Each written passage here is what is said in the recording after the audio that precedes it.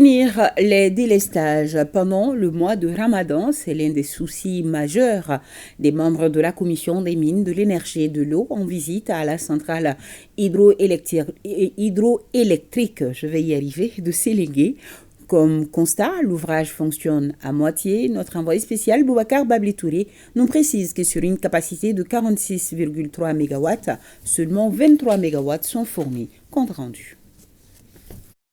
Une semaine sans répit pour les membres de la commission en charge de l'énergie du CNT face à la situation de délestage que connaît la population malienne depuis un moment.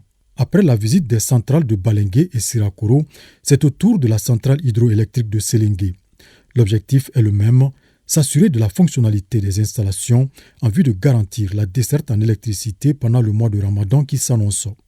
Ici, sur une puissance initiale de près de 47 MW, ce sont 23 MW qui sont fournis par l'ouvrage, une situation qui s'explique. Je pense qu'il est temps de dire les vérités comme telles. Nous avons un peu froid au dos.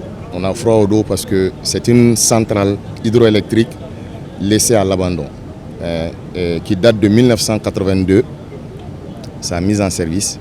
À aujourd'hui, on n'a fait qu'un seul entretien en 2007. Alors que c'était des entretiens décennales chaque 10 ans.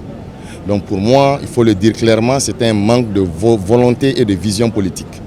Sinon, on ne peut pas délaisser un joyau de ce type qui fait la promotion de l'agriculture, de la pêche, du tourisme et qui donne le courant à 20 francs, 30 francs CFA pour se diriger sur des groupes électrogènes qui fonctionnent au gasoil et qui ont des coûts de production au-delà de 200 francs CFA. Encore une fois, présenter les excuses du président de la transition, le colonel Assimi Goïta, au peuple malien pour les désagréments causés à cause des délestages. Face à cette réalité, les autorités de la transition veulent prendre le taureau par les cornes à travers un certain nombre de solutions. Nous avons pu, depuis 2020, lever des fonds pour l'entretien. Ça avait commencé avec l'embargo, ça s'est arrêté.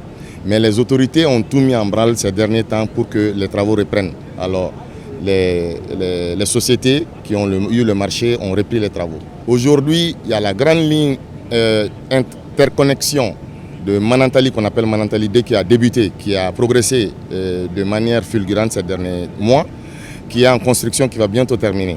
Comme vous le savez, il y a 4 points de production d'électricité dans la région de Caï. On produit l'électricité, mais on n'arrive pas à l'évacuer parce que la ligne qui est là-bas est une ligne qui ne peut pas dépasser 150 km.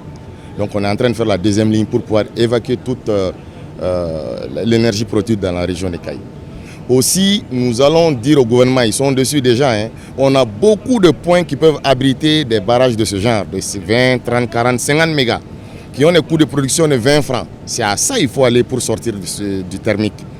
Une visite des installations a permis à la délégation de se rendre compte qu'il est urgent, voire impératif, de donner un coup d'accélérateur à la centrale de Sélégué pour combler tant soit peu le déficit énergétique que connaît notre pays.